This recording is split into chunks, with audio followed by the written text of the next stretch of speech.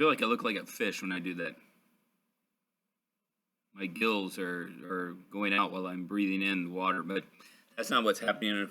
We have devotional time today, and for our devotions, first thing is some bad news from Governor Inslee that the schools will be closed the rest of the school year.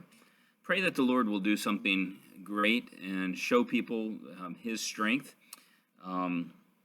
It's a difficult situation we're in. We're not doing, this is something that's never happened in my lifetime and really in nobody's lifetime unless they're well over 100 years old that they could remember from the Spanish flu back in the 1918, 1919 time frame. So it is a difficult time. It's a difficult situation that we're in. But God is still the same. And in spite of our situation, and maybe this is a wake-up call for Christians to really to walk with God in a better way and to understand what really is important to Him. I know that there, as a kid your age, that you just want life to kind of be normal. And normal is different for different generations, of course, as far as what's happened in those time frames.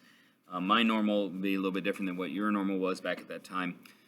But we are in the situation we're in, and we look at the good things that have happened. Gas prices are way down. That may not excite you. It probably excites your parents, but of course, when you're going nowhere, that makes it a little bit difficult. We are really having difficulty as far as some of the things, but being able to spend time with our families more often is a big thing, and that's a good thing.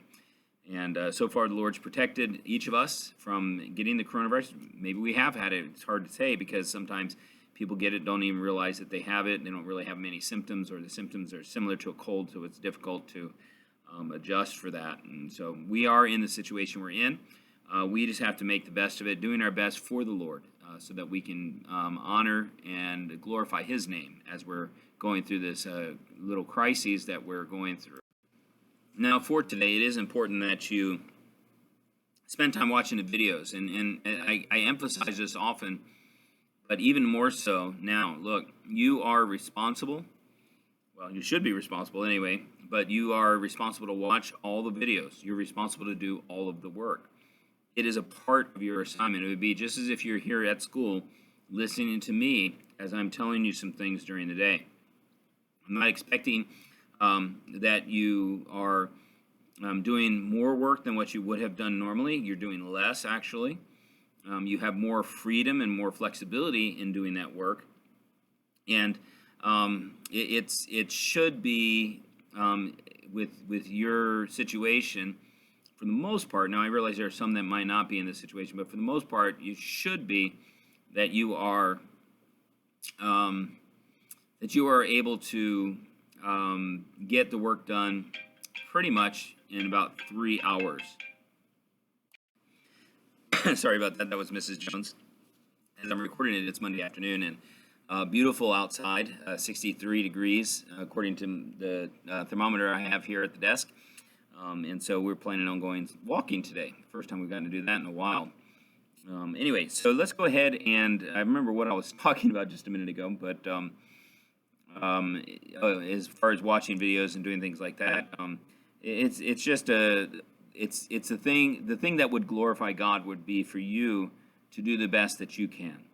And that's for everybody at all times. But as far as school goes, it's for you to do your best. Look, I realize you feel like you're on a permanent spring break, you're on summer break already. But that's not the situation. That's not the actuality of what's happening. What is happening is a serious situation in our country, in our world, where we need to make the best of it by doing the best that we can. And I understand that you guys think, well, I don't need to know this. Yeah, you do. You do need to learn this stuff. You do need to understand it. If you plan on the Lord using you in the best way possible, and I'm not saying that everybody's going to college or everybody's going to, but any kind of discipline that you can get, any kind of thing that you can learn, that you can gather information about this world and the way that God handles it and the way that man handles it in comparison to God, all those things are useful, and all of those things are helpful to be able to, for God to use you in a better way. It is just imperative that you get the work done. And so if you keep at it day by day, doing the things that are assigned. It's not difficult. It should take you no more than 3 hours. No more than 3 hours, really, on most days to get things done. And if you take extra time to study, that's fine. That's going to add to that time. But including watching the videos, for the most part, the average day should be about 3 hours. Now, it can take you as much as 5, 6 hours, depending on certain days where we might have a lot more to do. But for the most part, it's a pretty simple task. The hardest task, overall, the hardest task is going to be you trying to get yourself going. Now, it's a good thing we have the interactive class that at least helps you to know that you have to be there during that time. But as I was watching today in the interactive classes that I had, the one thing that I noticed was there were several people who were obviously not wanting to be there. And look, that's only one class for about an hour each day. It was even less for that for the 5th grade. It was only 45 minutes. And it's very difficult to discipline yourself, to do the work. But believe me, in the end, in the long run, you will be happy that you did. You'll be far ahead of those at other schools that don't have the opportunity that you have to do the interactive learning and the videos that you have. So let's keep ourselves doing that. On our verses today are James 1:22-25. It says, "But be ye doers of the word, and not hearers only." I didn't even look at this verse before. I just said what I said. But it says here, "not hearers only, deceiving your own selves," because that's exactly what we do. We deceive ourselves, saying, "Oh, I'm okay. I don't need to do the work. I don't. It's not that important to do well at school. I don't feel like I can lie to my mom and dad and tell them I did everything." And you know that that's not right. That's just not right. And yet, it's practiced often when we do that to deceive our parents into doing things. It says in verse 23, "For if any man be a hearer of the word, and not a doer, he is like unto a man beholding his natural face in a glass," or in a mirror is what that means. "For he beholdeth himself, and goeth his way, and straightway forgetteth what manner of man he was. But whoso looketh into the perfect law of liberty, and continueth there, and he being not a forgetful hearer, but a doer of the work, this man shall be blessed in his deed." Now, the idea here is we can see where our sin is. We can see what our sin is. And one of the nice things about doing this video, I'm looking right at a picture of myself. And I can see when I have little hairs, and you'll see me every once in a while pat my head down like this because the hairs are sticking up all over the place. And I can see that. I can see how much hair is not there, is missing there. I can see when I have funny looking stuff on my face. If I have make weird faces, I can see what they look like. And so, but I can see those things, but if I don't do anything about it, like this morning I had the hair sticking up, and during the lunch break, I went into the bathroom and I got a little bit wet and patted it down. You can see there's a little one right there that's kind of sticking up, but that's what we should do. We should do something about the things that we see. If we know that we're lazy, we need to get help. We need to ask God for help, first of all, but we need to be a doer of the word. The doer does things.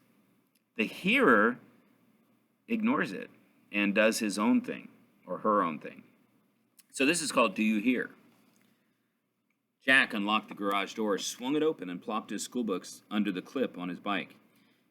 He had just adjusted his mirrors when he heard, "Jack, oh Jack." "I suppose Mom wants me to do something before I go to school," he thought. "I'll just pretend I don't hear her. I want time to play." As Jack quietly glided out of the garage, he could hear his mother still talking. It seemed that school was such a drag that day, but finally Jack closed his locker for the last time and headed home. "I suppose Mom will be sure to have a job waiting for me," he thought, sighing. "I just don't feel like working on a hot day like this." When Jack opened the kitchen door, Mom looked up in surprise. "Jack, I thought you had gone fishing with Grandpa," she said. "He called just after you left the house. You were still in the garage when I called to you, and I was sure you could hear me. I took your overnight bag and fishing gear to his house at noon, and you were to go there directly after school." As Jack looked at Mom, he remembered that he had deliberately not listened when he heard Mom calling to him. "I guess I missed a good time, didn't I, Mom? It's my own fault. I wasn't listening," was all Jack said. Jack turned and stumbled up the stairs to his room. He felt disappointed as he pictured Grandpa in his boat on the river at that moment. "I'm going to listen when someone speaks to me after this," he thought, "and I'm going to quit trying to get out of work." With new determination, he got up and ran down to the kitchen. "Mom," he said, "is there anything you want me to do?" Mom looked at Jack, saw his smile, and gave him a hug. "Sure, Jack," she said. "Let's go find Grandpa." Now, let me emphasize something. I did not look at this and read this before I said what I said before. The verses themselves teach us about life and teach us how we should be. But the emphasis that I want you to understand is this. You are one of God's children. We are all one of God's children. We have to answer for Jesus Christ for the things we do. At your age, there's not much that you are responsible for.